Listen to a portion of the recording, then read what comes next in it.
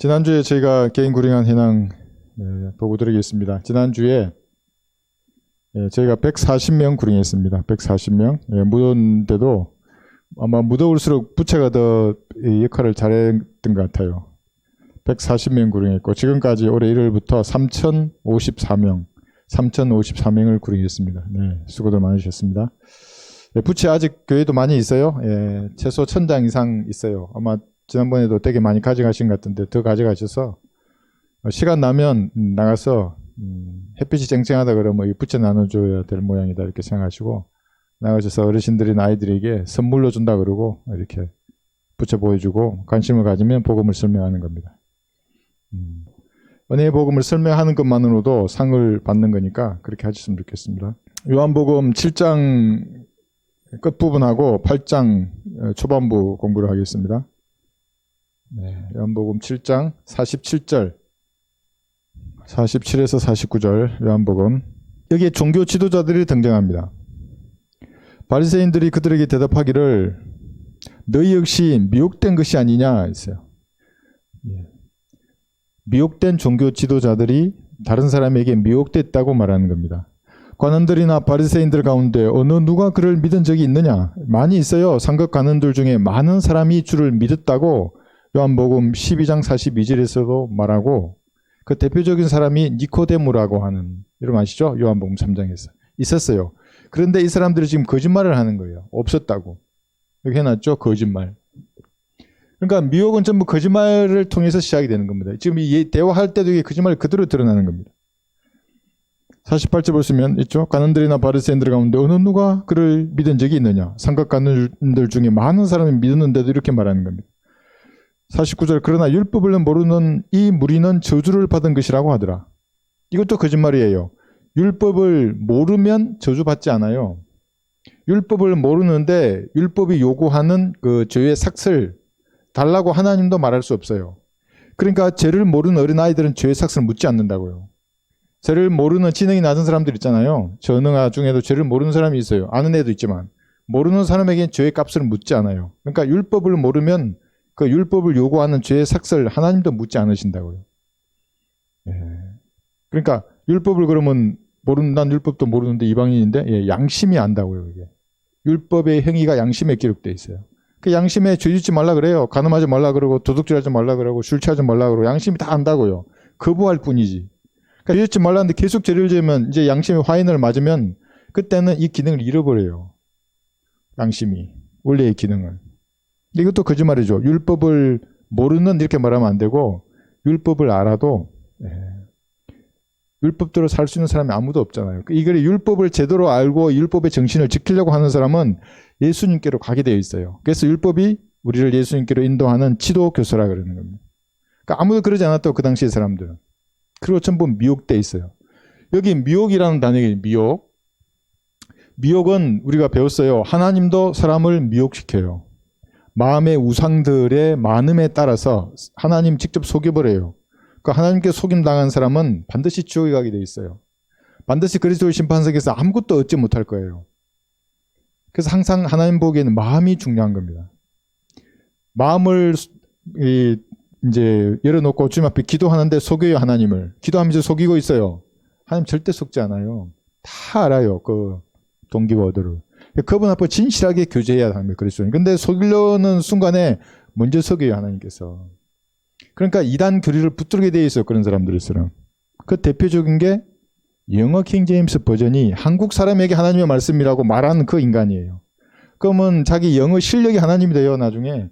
그러니까 그렇게 말하는 사람들 전부 대학 교수이거나 뭐 어디 미국 가서 유학을 했다거나 그런 사람들이 한국에 와서 한국 사람들에게 권위를 행사한다고 이렇게.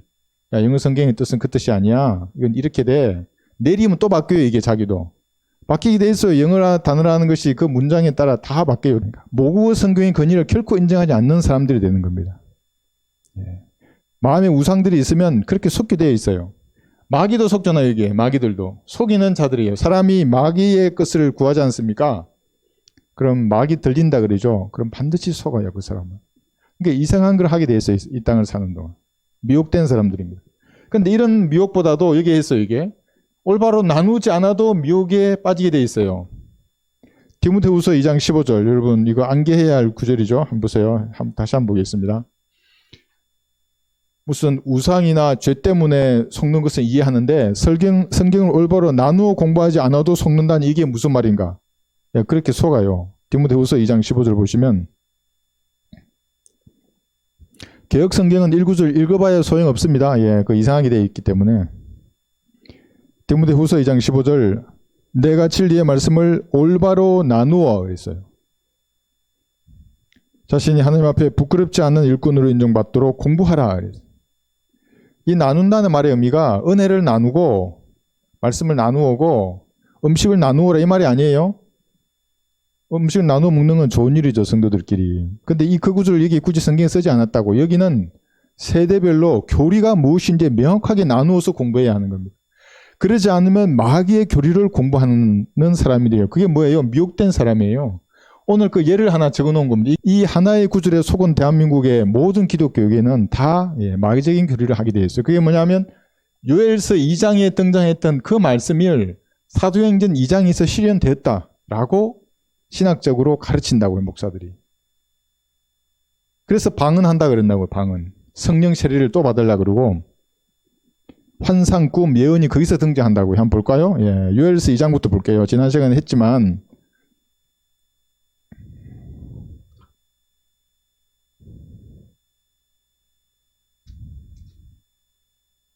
요엘서 2장 28절부터 여기 32절까지인데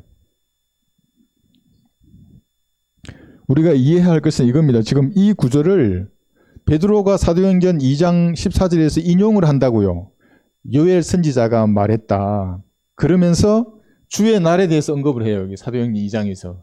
그러니까 한국 거기에는 나누지 않으니까 사도행전 2장에 주의 날이 임한 줄 안다고요. 지금도. 아니에요. 이루어지려고 한 거예요. 여기에 사도행전 2장에서. 7장에서 거부된 줄 모른다고요. 그러니까 주의 날이 사도행전 2장에서 된 것이 아니고 휴거 때부터 주의 날이 시작이 되는 겁니다. 그래서 주의 날이라 하면 대환란과 천인왕국 백부자 심판을 포함한 게 주의 날이에요. 이건 구약 성경을 찾아보면 다 나와요. 성경 단어를 검색해 보면 주의 날이란 것은 무서운 대환란의 심판과 천인왕국과 백부자 심판 끝까지를 주의 날이라고 하는 겁니다. 그게 이때 와버리면 이 땅에 왕국이 임한 거예요. 그 사람들대로 한다면. 대환란도 이미 지나갔거나 지금의 대환란이거나 지 마음대로 교리가 나올 수밖에 없는 겁니다. 요엘서 2장 보세요. 28절 보시면 그 후에 내가 내 영을 모든 육체 위에 부으리라. 그러니까 이미 모든 육체 위에 영을 부었다는 거예요. 그 사람들 교리를 하면. 그러면 너희 아들들과 너희 딸들이 예언할 것이요 너희 노인들은 꿈들을 꿀 것이며 너희 청년들은 환상을 보리라. 그러면 지금 꿈꾸고 예언하고 환상하는 것이 성경적인 것으로 가르치게 되는 겁니다. 아니에요. 이 구절은 천민왕국 때 이루어질 거예요. 여기서 거부되었기 때문에. 여러분들 아시겠죠? 이게 무슨 구절인지. 이게 지금 요엘 2장에서 말씀하시는 겁니다.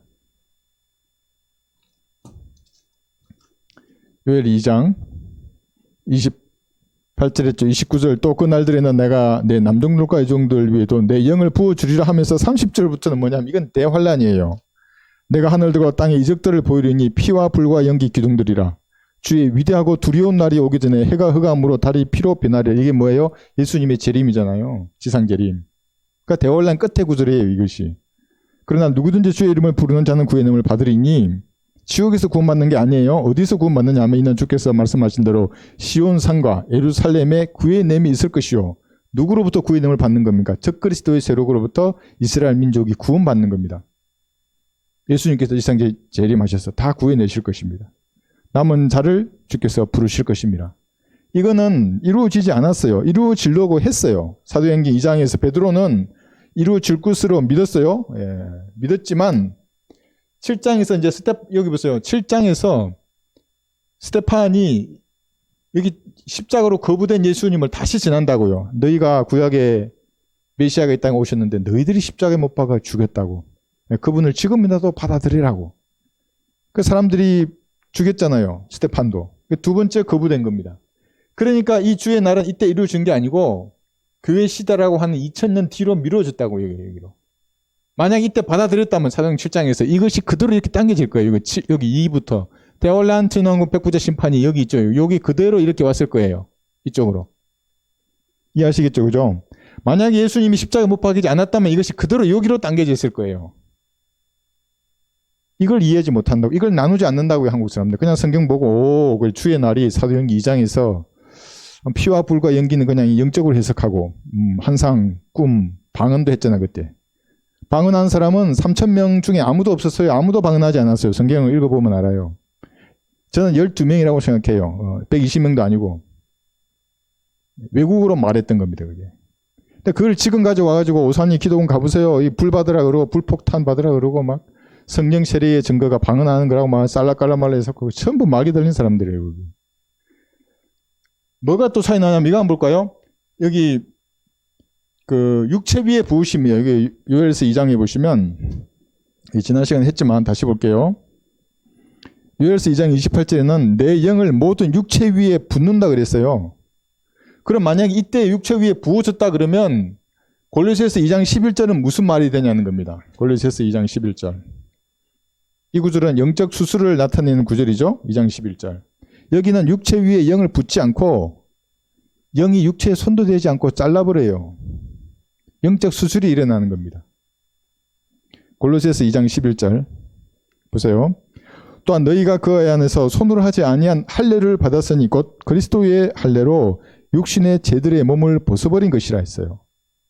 자, 그러면 육체 위에 하나님의 영을 붓는 이것은 이때 이루어지지 않았어요.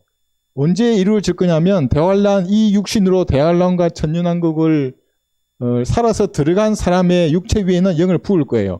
근데 지금 교회 시대를 사는 사람들에게는 예수님을 구주로 영접할 때 성령께서 들어오셔서 혼과 육신을 분리시킨다고요. 육체 위에 붙지 않고 분리시킨다고 이거를.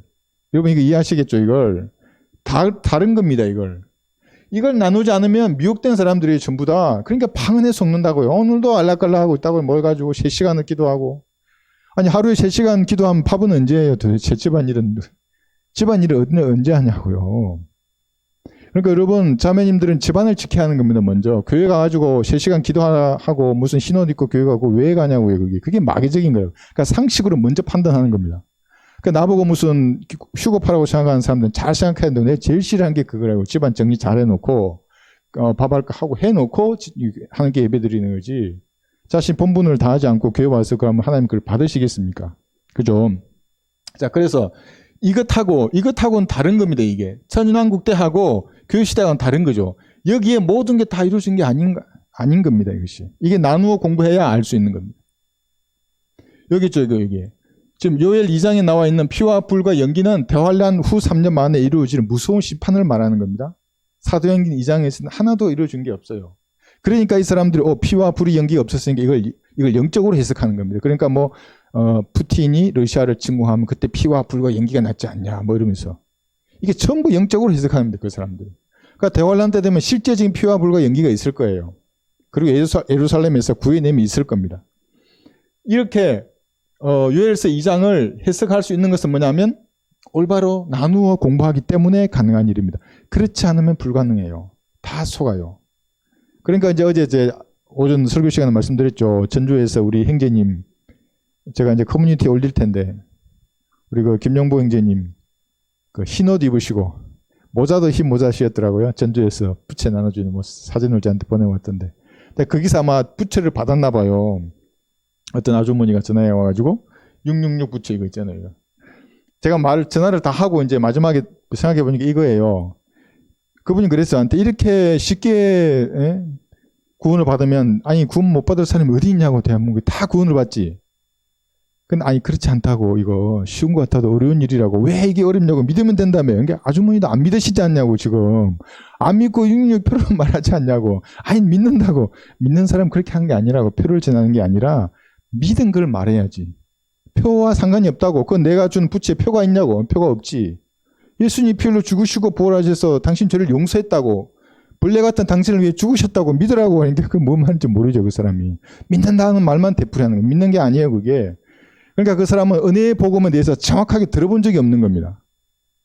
그리고 목을 걸어서 지켜내고 표를 안 받아야 되고 이렇게 마태복음 24, 25장을 지금 교회 시대에 적용하려고 하니까 뭔가 있어 보이잖아요. 자기가.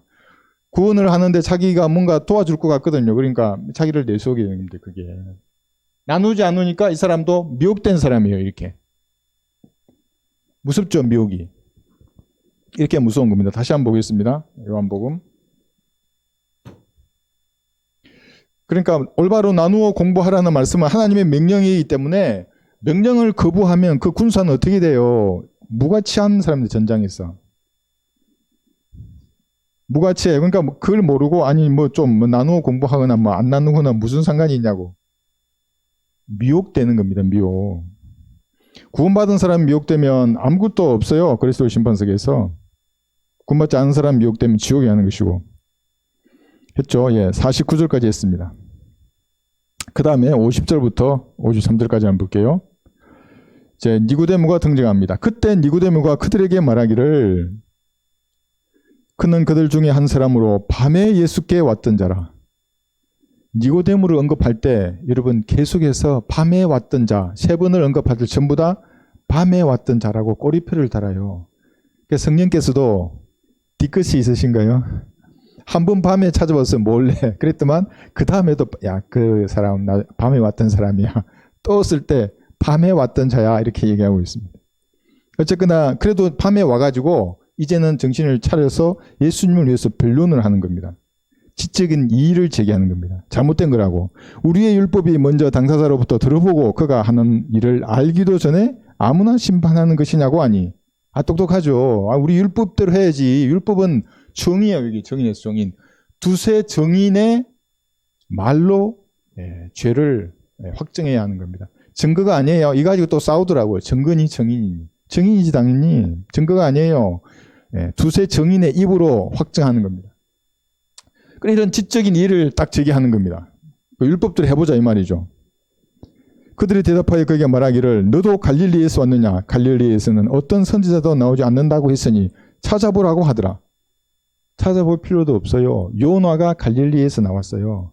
근데 이런 종교 지도자들은 몰랐느냐? 모르지 않았다고요. 얼마나 성경 열심히 공부하는 사람들, 이 사람들이. 알았지만 예수님을 제거하고 싶은 그 복수심에 눈이 멀어버렸어요. 이 복수심이 어디에서 나온 거예요? 마귀에서 나온 거예요. 그러니까 마귀는 창세기 1장 2절에서 우주가 멸망할 때 물속에 다 잠겼잖아요.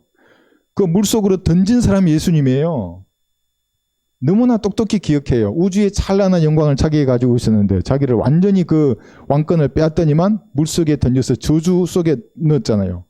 근데 그 예수님이 연약한 육신의 몸으로 자기 지역에 나타난 거예요. 저기에.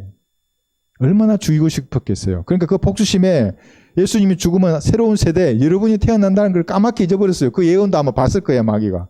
다 잊어버리고 오로지 죽이고 싶은 복수심. 그러니까 요나가 있는 것도 까먹고 얘들이 아니면 알면서도 거짓말로 지금 얘기하는 겁니다. 이게 이 말이에요. 밤에 니고데모가 와서 지적인 이의를 이렇게 제기했잖아요. 복수심에 눈먼 사람들이에요.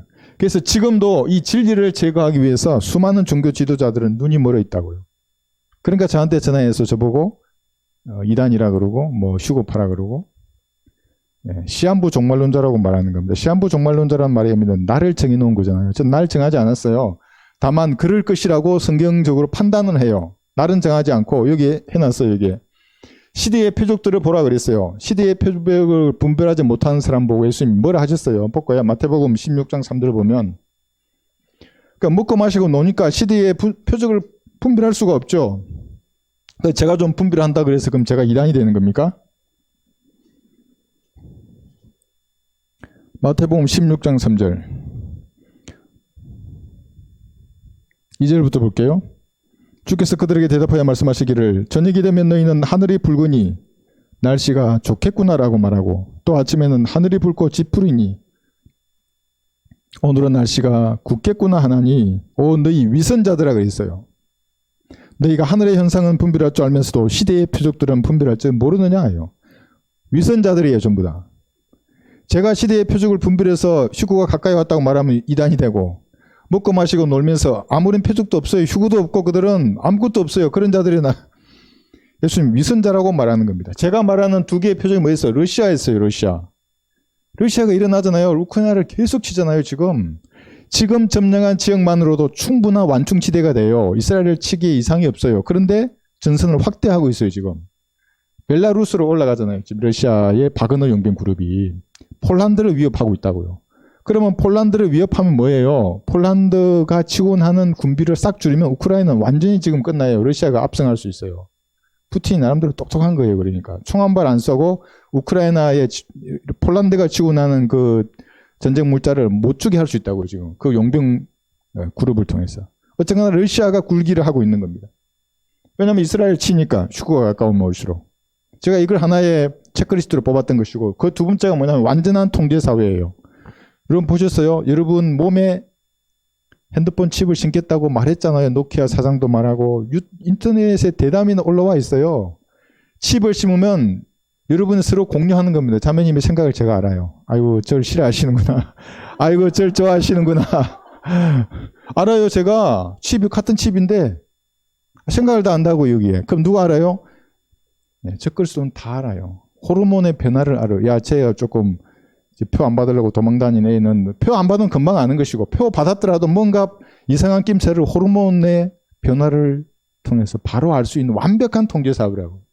그러니까 경비 안 하려고 한다고 경비하러 갈 수밖에 없어요. 말하는데 칩이 가라고.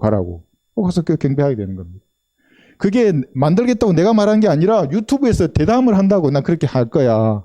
웃으면서 말해요. 그래서 아무도 그걸 성경에 나와 있는 표적과 연계시키지 않는다고 시대의 표적과. 근데 저는 연계하잖아요. 여러분도 아시고. 왜냐하면 이 사회가 그런 사회라고 성경이 말하고 있으니까. 완벽한 통제사회예요. 그 조지 오웰이 말했잖아요. 1980년도에 이미 동물농장에서 한 마리의 돼지가 다스리는 완벽한 통제사회가 될 겁니다. 근데 저를 그 이상한 휴거파와 비교하면 안 되죠. 자, 그 다음에, 밤에 왔던 자라 했죠, 이게. 지적 이의를 제기했던 겁니다. 바울도 이런 지적인 이의를 제기했습니다. 사도행전 23장 3절을 보시면, 그러니까 그리스도인들은 이런 지적인 이의를 조용히 제기할 수 있어야 됩니다. 뭐 혈기를 부리면서 말할 필요도 없어요. 그때 바울이 대제사장에게 말하기를 이 회칠한 벽이요. 바울은 이제 지금 종교 지도자에게 말하는 거예요. 그러니까 제가 목소리가 좀 커질 때가 종교 지도자들이 목사들 무슨 신학 박사들 전에 메일이나 이렇게 전화 와가지고 말도 안 되는 소리를 하면 목소리가 좀 커집니다. 저도. 그래도 회칠한 벽이라고는 말하지 않습니다. 하나님께서 당신을 치시리라. 당신이 율법에 따라 나를 심판하려고 앉아서 율법을 거역하여 나를 치라고 명령하느냐고 하라니. 이게 지적인 일을 이렇게 제기했던 겁니다. 여러분도 여러분 인생에 어떤 일이 일어나지 않습니까? 그럼 하나님 앞에 지성을 가지고 있잖아요. 여러분이. 여쭤보는 거 주님 앞에. 왜 이런 일이 일어나는 겁니까? 지금 제게 말씀해 주십시오. 지성을 가지신 하나님이 여러분하고 변론하실 겁니다. 그러면 여러분 혹시 잘못된 것을 바로 잡아주세요. 정말 복받은 그리스도인이에요. 그럼 문제가 좀 있으면 바로 해결돼요. 그걸 모르면 어려워요. 모르면. 그래서 여러분 지성을 딴 데 쓰지 말고 주님과의 교제할 때도 사용하는 겁니다. 질문하고 그럼 하나님 말씀해 주세요. 그럼 내가 바로 잡히면 문제가 해결돼요. 네. 이런 것들. 그리고 밤에 왔던 자, 그리스도인의 정체성을 숨기는 자라고 그랬잖아요. 여러분도 꼬리표가 달리면 안 돼요. 예수님을 시인해야 될 자리에 이제 이렇게 여러 명 모였어요. 지난 사람들의 친구들이. 그러니까 난 지금 예수님을 구주 영접한 그리스도인이 됐어요. 그럼 여러분 뭐라 그럴 거예요? 나 교회 다니는 사람이야. 그럴 거예요? 나도 종교가 있는데 기독교라는 너도 다 있지? 뭐 이럴 거예요? 정확하게 말해야 하는 겁니다. 신뢰합니다. 예수님. 나 예수님의 피로 구원받은 그리스도인이 되었다고. 그래서 난 옛날에 저렇게는 그런 게 이제 안 한다고 친구들아. 이러면 돼요. 그러면 자연히 친구들이 가게 돼 있어요. 여러분 카스나 프로필에 하나님의 말씀을 성경적인 올려놔봐요. 친구들이 옛날의 친구들이 자연히 멀어져요. 신해야 합니다. 그리스도는. 여기 신해잖아요. 이게. 급장이는 옛날의 급장이로 충분해요. 저도 급장이로 살았잖아요. 군대에서 용감한 척 했지만 사실은 급장이에요. 그게.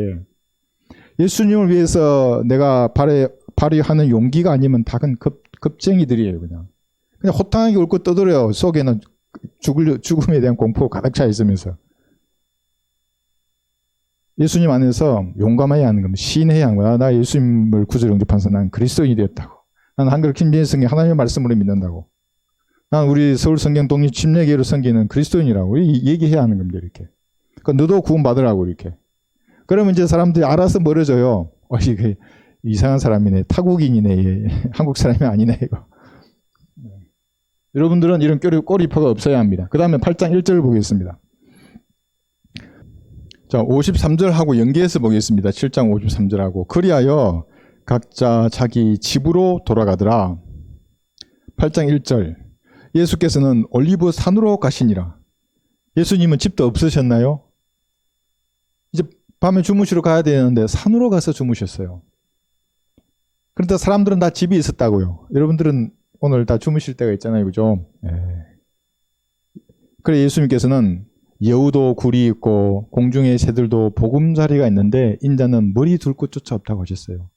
여우란 것은 뭐냐면 이 세상의 위정자들 보세요. 뭐 세상 사람들 다 집이 있어요. 자랑한다고요. 그게 무슨 동.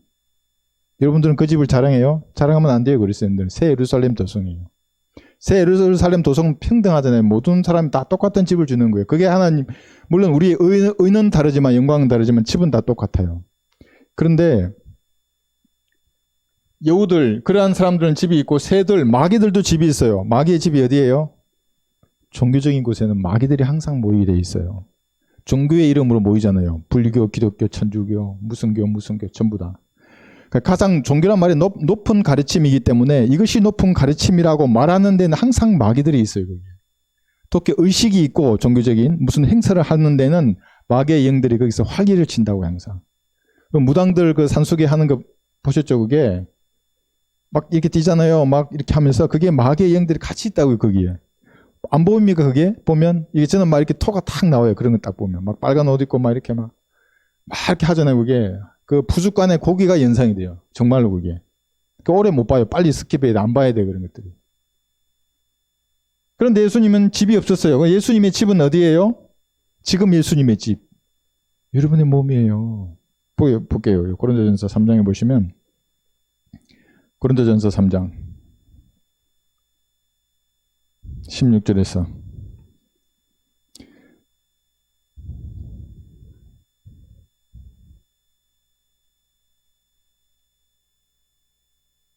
지금 요한복음 8장 여기 2절에서 예수님은 성전에서 가르치셨거든요. 그때의 성전은 건물이잖아요. 여기 8장 2절에 나와 있는 성전에서 가르칠 때의 성전은 건물이고 고전 3장 16절의 성전은 여러분의 몸인 겁니다. 이게 뭐가 바뀌었어요? 이게 바뀐 거예요. 예수님의 피 이전하고 이후가 바뀐 거예요. 요한복음 8장 여기잖아요. 여기의 성전은 건물이었어요. 성전이. 그런데 피를 신 이후에 고전 3장 16절에서 말한 이 성전은 거듭난 성도의 몸입니다. 이 예수님이 영이 거하시는 성전입니다. 너희가 하나님의 성전인 것과 하나님의 영이 너희 안에 거하시는 것을 알지 못하느냐? 만일 누구든지 하나님의 성전을 더럽히면 하나님께서도 그 사람을 멸하시리라. 이는 하나님의 성전은 거룩하며 너희는 그 성전이기 때문이라. 구원파가 이걸 안 읽는다고요. 더럽히면 멸하신다니까요. 하나님께서. 그러니까 뭐 죄가 없다 그러고 마음에도 없다 그러고 뭐 없다 그러고 뭐 없기는 여기 없는데 이거 멸하신다 그래요. 성전을 더럽히면. 지금 얘기입니다. 고린도후서 6장 보시더라도 고전 6장에 보시더라도 여러분의 몸이 성전인데 6장 14절 그럼 어떻게 하란 말인가? 그래서 성비를 하라는 겁니다. 세상에서 더러움에서 성비를 하라는 겁니다. 여러분이 성전이기 때문에. 예수님은 그때도 머리 둘 곳이 없었는데 지금 여러분의 몸 안에 들어오셨는데 몸 안에서도 불편해요. 항상. 얘가 항상 옛날에 짓던 습관대로 또 죄를 지어요. 그럼 불편하신 거예요. 예수님. 좀 편하게 계셔야지. 기뻐하고. 6장 14절 믿지 않는 자들과 멍에를 같이 매지 말라. 의가 불의와 어찌 관계를 맺으며 빛이 어두운 거 어찌 사귀있느냐. 한글 킹제임스 성경을 최종 권위로 여기는 성도하고 영어 킹제임스 버전을 최종 권위로 여기는 한국 사람하고는 빛과 어둠이에요. 그건 같이 갈 수 없는 거예요. 같이 갈 수 없어요. 그들은 영어가 하나님이에요. 자기 머리가 하나님인 사람들이고. 그리스도가 벨리알과 어찌 조화를 이루며 또 믿는 자가 믿지 않는 자와 어떤 부분을 같이 하겠느냐. 하나님의 성전과 우상들이 어찌 일치되겠느냐. 이는 너희가 살아계신 하나님의 성전임이라. 하나님께서도 말씀하시기를 내가 그들 가운데 살 것이며 그들 가운데에서 다닐 것이며 나는 그들의 하나님이 되고 그들은 나의 백성이 되리라. 그죠? 여러분이 하나님의 성전입니다. 독특한 세대입니다. 그래서 교회 시대가. 끝나요. 좀 있으면 휴구되면 이제 없어요. 다시는 이 시대만 이런 역사가 일어나는 것입니다. 그 다음에 여기에 나와 있는 것은 올리브산입니다. 올리브산. 자, 요한복음 8장 여기서 지금 예수님 말씀하시잖아요. 근데 이 올리브산에서 말씀하시는데 스가랴 14장 4절에 보시면, 자, 한번 생각해 보세요. 요한복음 8장에서 말씀하신 예수님은 십자가에서 자기가 거부되고, 사도행전 7장에서 또 거부되고, 2000년 교회 시대를 지나서 7년 대화를 한 후에 재림해서 자신의 발이 올리브산 위에 거기에 서실 것을 알고 계세요. 여기서 지금. 그러니까 예수님처럼 말하는 사람이 아무도 없는 거예요.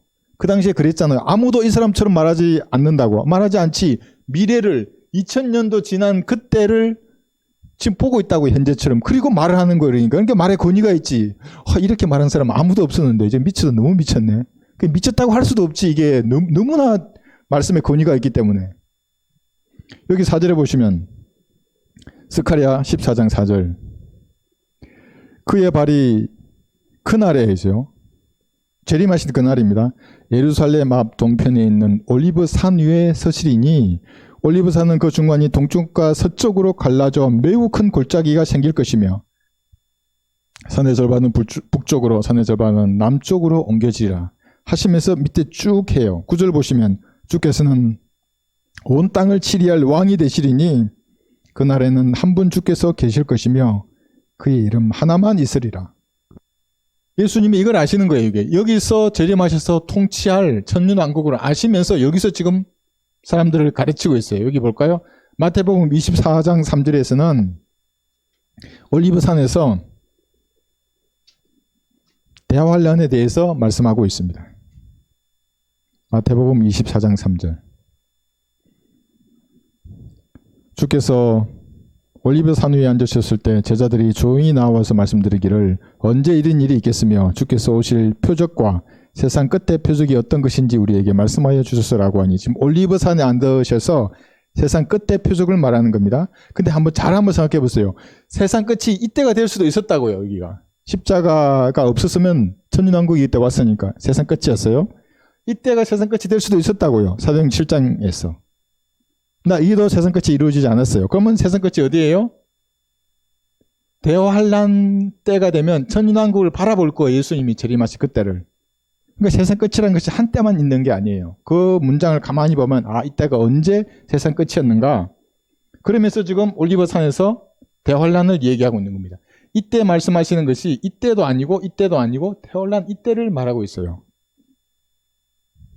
예, 이게 나누고 공부한 그리스도인이 알고 있는 진리의 지식입니다. 누가복음 21장 37절에서 의미 있는 산이죠. 올리브산이. 주께서 낮에는 성전에서 가르치시고, 이 성전은 아직 건물입니다. 구약이기 때문에 건물을 성전이라고 하는 겁니다. 밤에는 나가셔서 올리브산이라고 하는 산에서 거하시더라. 그 산에서 거하시는 겁니다. 2000년도 지난 그 후에 재림할 그 산에 초림 때 예수님 계시면서 무슨 생각을 하셨을까요? 한번 생각해 보세요. 인간들이 하는 것들이 어떻게 보였을까요? 와가지고 뭐라 그러고 또 밤에 찾아오고 얘는 부끄러워가지고 다 하시는데 예수님 아이고 네, 그렇죠? 예, 여기 누가복음 22장 39절에 보셔도 주께서 나가시어 늘 하시던 대로 올리브산으로 가시니 제자들도 주를 따라 가더라 했어요. 이게 올리브산입니다. 여러분, 우리 그 복도에 들어올 때 그 그림이 올리브산이에요. 예수님 말탄 예수님 뒤에 여러분 있어요. 한번 보세요. 혹시 여러분 얼굴이 있는가? 가만히 한번 보세요. 나중에 처음에 저도 그 사진 봤을 때 그냥 예수님인 줄만 알았어요. 근데 그 뒤에 가만히 보면 다 말탄 여러분들이 있어요. 예. 그걸 보시고 예수님 오심 이런 것이구나 이렇게 알면 좋겠습니다. 여기 집에 관한 말씀입니다. 이것이. 자, 그 다음에 8장 2절에서 6절 이제 가늠한 여인이 등장합니다. 요한복음 8장 2절. 우선 박옥수 목사가 이 그 예화를 가지고 신약 그리스도인들의 구원 계획과 연계시키는데, 그러면 이걸 모르는 거예요. 그렇게 되면 나누지를 않는 거예요. 그러니까 지금 요한복음 8장은 피 흘리기 전이잖아요. 그러니까 뉴 테스터먼트가 발효되지 않았다고 해야지.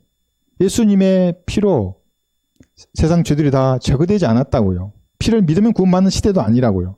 그러니까 그 이후에 신약 테스터먼트가 뉴 테스터먼트가 발효가 되고 이 천만국 때는 커비넌트의 언약이라고 하는 언약이 발효되지 않습니까? 유대인들과 맺는. 그러니까 이때의 언약과 교회 시대의 언약은 다른 겁니다. 네, 이건 요 정도만 하고 이제 이거 한번 보겠습니다. 자, 8장 2절. 이른 아침에 다시 성전으로 나오시니 모든 사람들이 주께로 오더라. 주께서 앉으셔서 그들을 가르치시더라. 얼마나 평온합니까? 앉으셔서 가르치는 겁니다. 근데 마귀의 종들은 항상 무례해요. 막 그냥 치고 들어오는 겁니다. 저한테 전화하는 사람도 이단들은 항상 무례해요. 막 전화하면 욕부터 시작해요. 막. 아니 숨 쉬고 말하라고. 내가 그래도 아니 숨 쉬고 욕을 하라고. 그럼 이 사람도 훅 들어가니까 무슨 말을 했지 모르나 봐. 예. 아니 그 입을 가지고 좋은 말 해도 인생 뭐 얼마나 사시려고 이렇게 하냐. 할 말 있으면 해라고 그냥. 그러니까 예수님에 대한 저기가 느껴져요. 막 예수님이 사생하고 이런 거 있잖아요. 뭐 말도 안 되는 그 예. 용기 있으면 난 또 오라 그랬는데 오시나 모르겠다. 보겠습니다 여기. 예. 자, 그때 서기관들과 3절에서 바리새인들이 간음하다가 잡힌 한 여인을 주께 데리고 와서 그 여인을 한가운데 세우고, 이제 여자만 데리고 온 거예요. 예.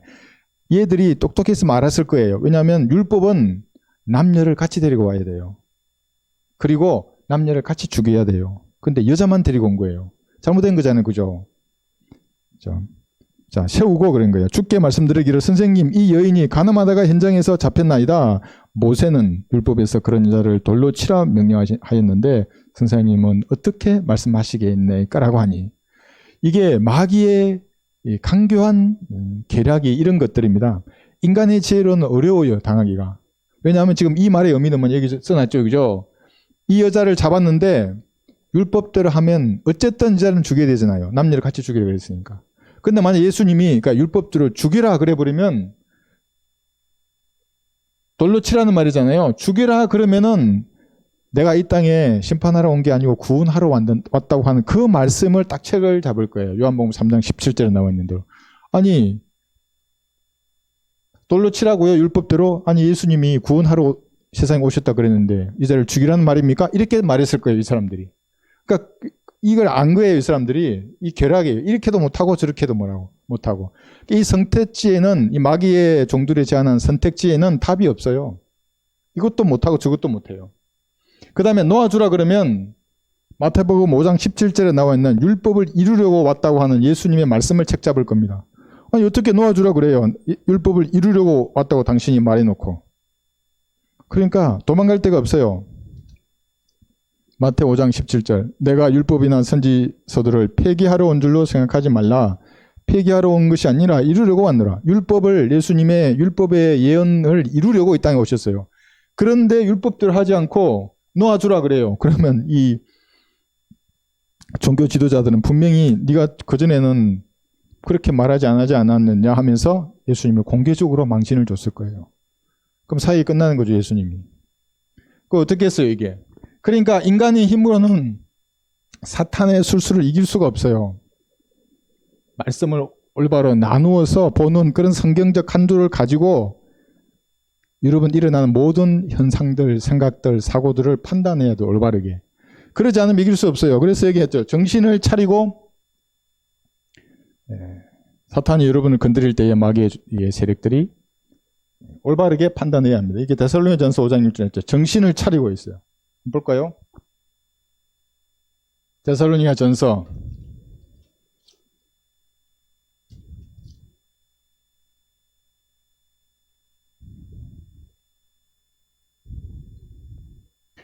'정신을 차릴 수 있는 다양한 요소들이 있어요. 설교 말씀을 통해서도 정신을 차릴 수 있고, 성경을 읽다가도 정신을 차리고, 교제하다가도 형제자매와의 교제를 통해서도 정신을 차려요.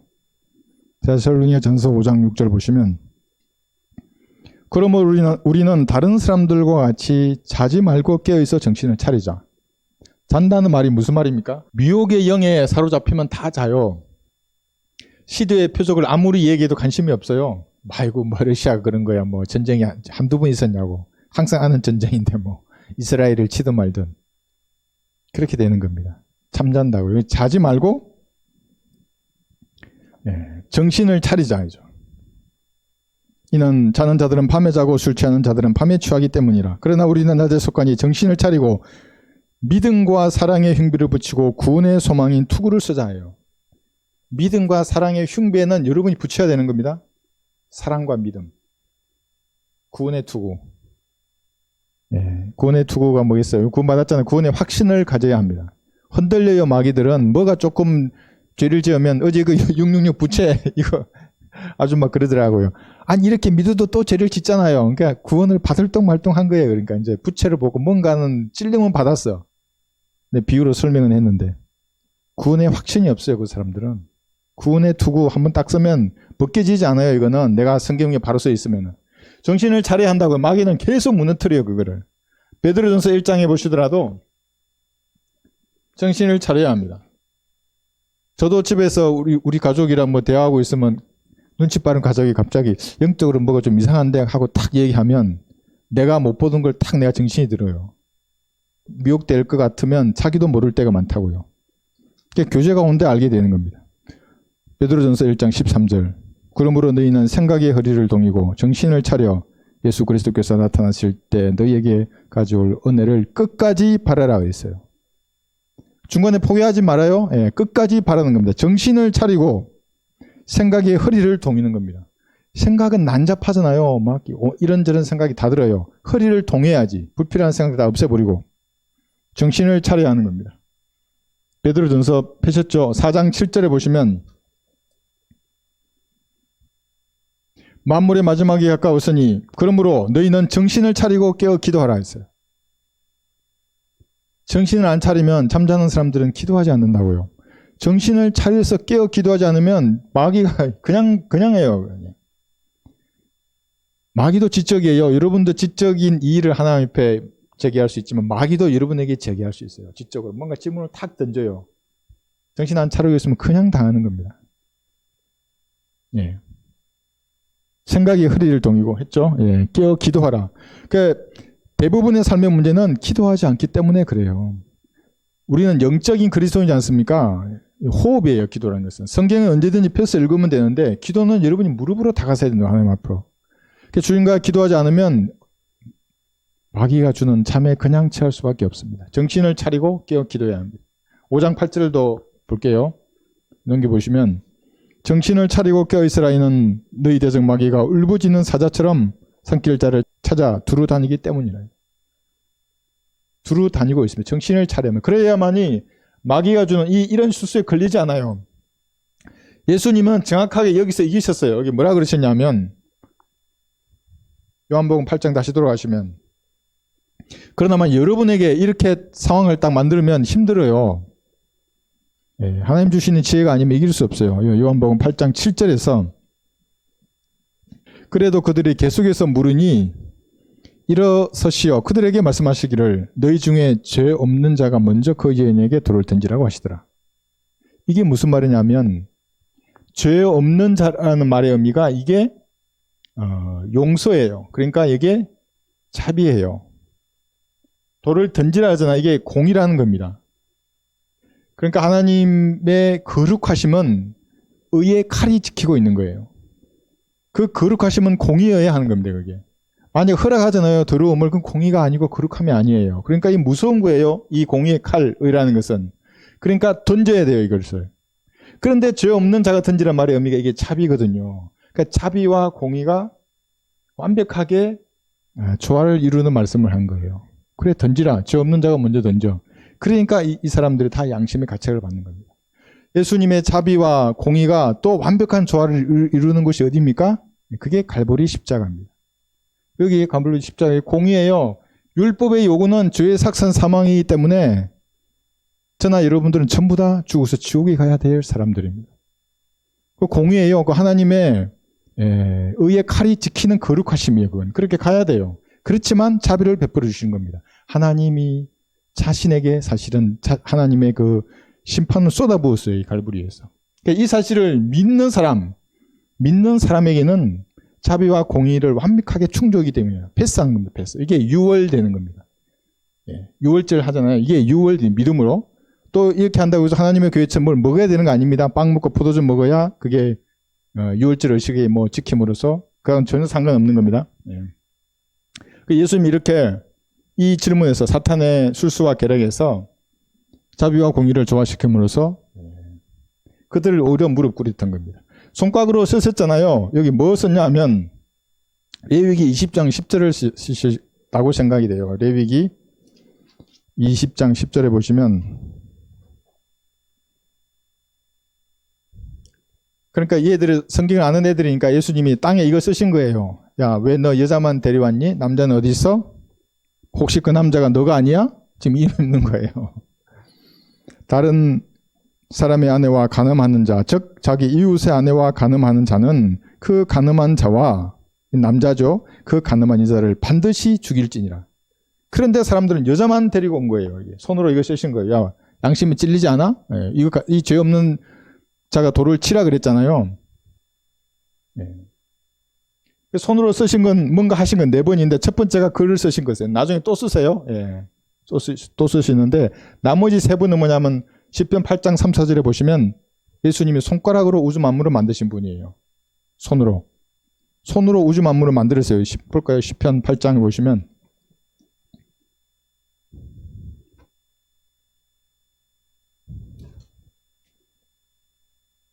시편 8장 3절 주의 손가락으로 지으신 주의 하늘들, 하늘이 복수입니다. 그러니까 첫째, 둘째, 셋째 하늘 다 예수님이 만드셨어요. 주께서 정해놓으신 달과 별들을 내가 생각해보니 사람이 무엇이기에 주께서 그를 그의 마음에 두시며 인자가 무엇이기에 주께서 그를 돌보시나이까 했어요.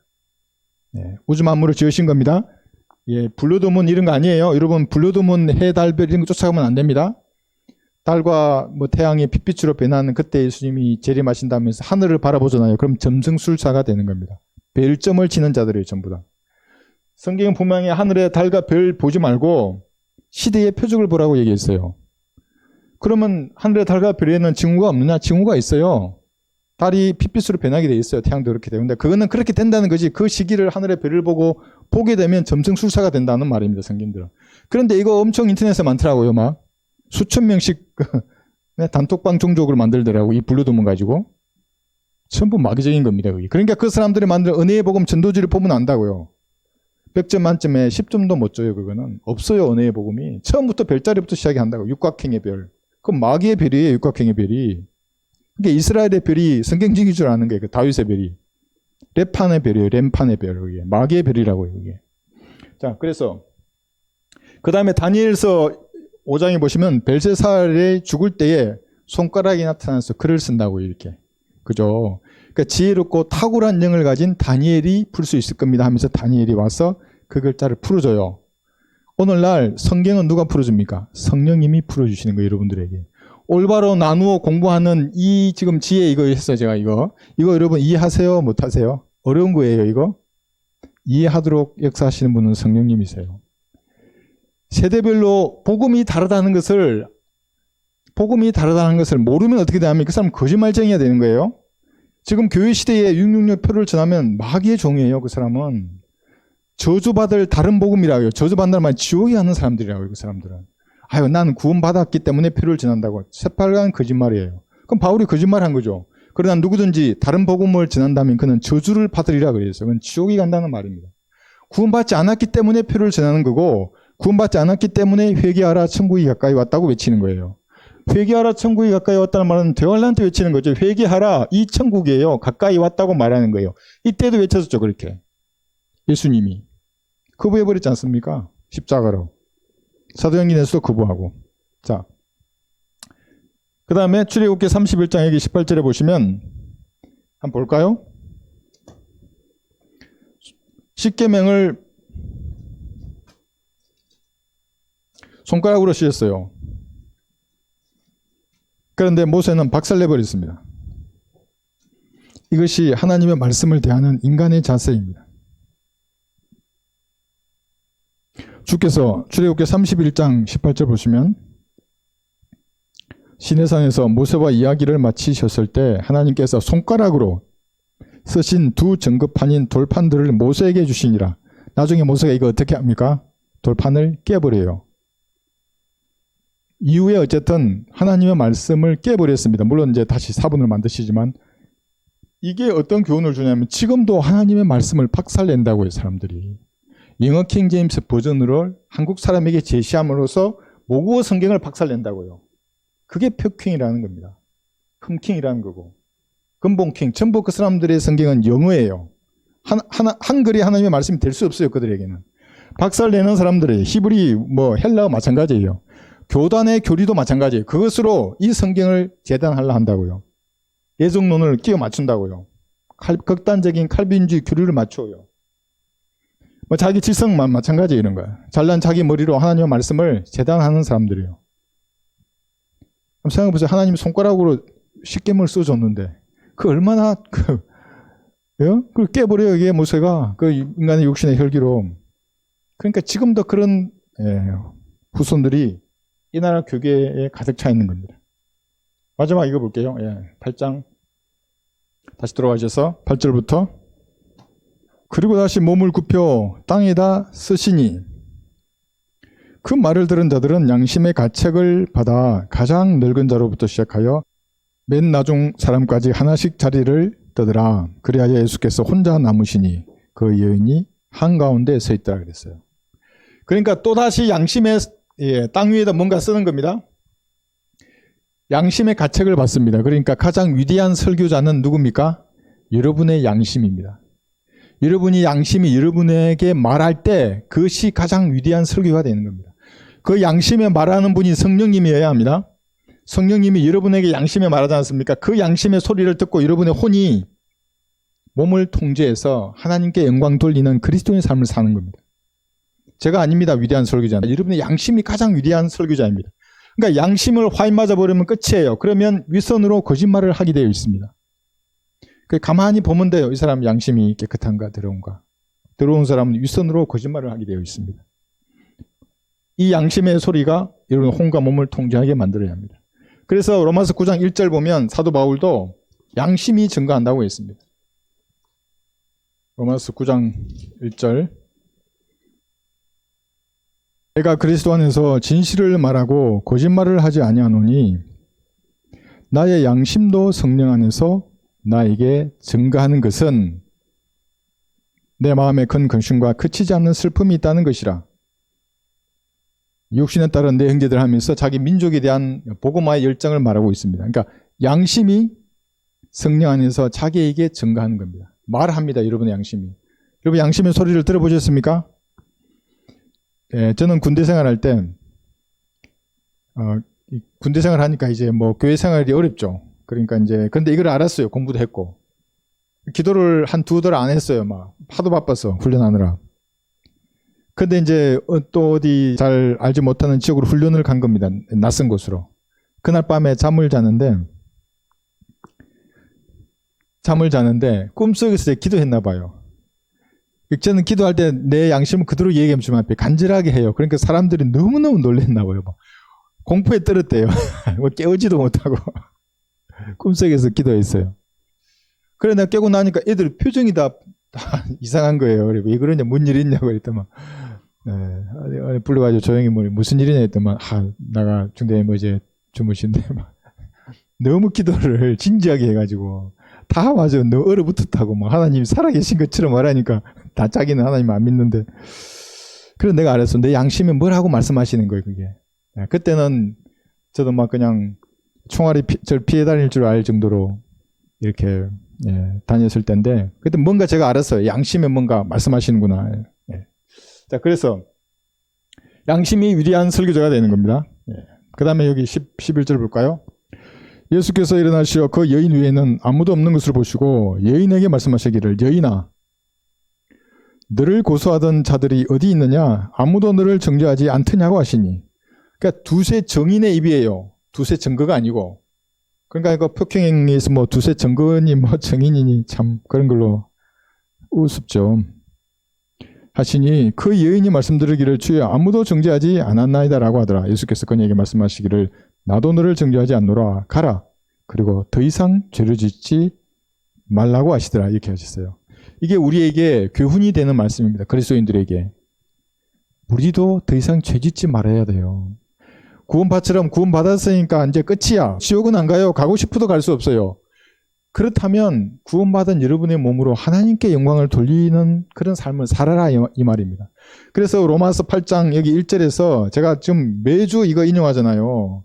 로마서 8장 1절 보세요. 그러므로 이제 그리스도 예수 안에 있는 자들에게는 결코 정죄함이 없나니, 왜 정죄함이 없냐고 이거 심포해놨어요. 개역성경 이거 삭제했어요. 그 사람 개역성경 아직도 본다더라고요. 그러니까 이걸 모르는 거예요. 그들은 육신을 따라 행하지 아니하고 성령을 따라 행하느냐. 구원받았으면 성령을 따라 행하란 말이에요. 이게 다시는 죄 짓지 말라. 더 이상 죄를 짓지 말라. 이제 성령을 따라 행하라. 죄 지었어요. 그러면 성령을 따라 행하는 사람이라면 자백하고 버린다고요. 6절 보시면 육신적으로 생각하는 것은 사망이나 영적으로 생각하는 것은 생명과 화평이니라. 생각으로도 사망이에요. 육신적으로 생각하는 거. 죄를 생각하지 말라는 말이에요. 지금 이게. 13절 너희가 육신을 따라 살면 죽을 것이나 성령을 통하여 몸의 행실을 죽이면 살리라.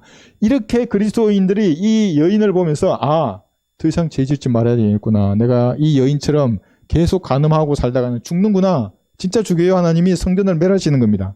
이런 교훈을 얻어야 하는 겁니다. 구원받처럼 구원받았다. 아이고 이제 뭐 내 마음에도 죄가 없으니까 난 자유롭다. 그렇지 않아요. 두려움과 떨림으로 너희 구원을 온전히 이루라 그런 거예요. 물론 기쁘죠. 기쁨이 없어요. 나 같은 벌레 같은 나에게 영원한 생명을 주는데 기쁘죠. 그렇지만 이 땅을 살면서 내가 주님 앞에 영광 돌리는 삶을 살아야 한다는 그 무거움이 있는 거예요. 그리스도인에게는. 동시에 있는 겁니다. 네. 오늘 여기까지 공부하겠습니다.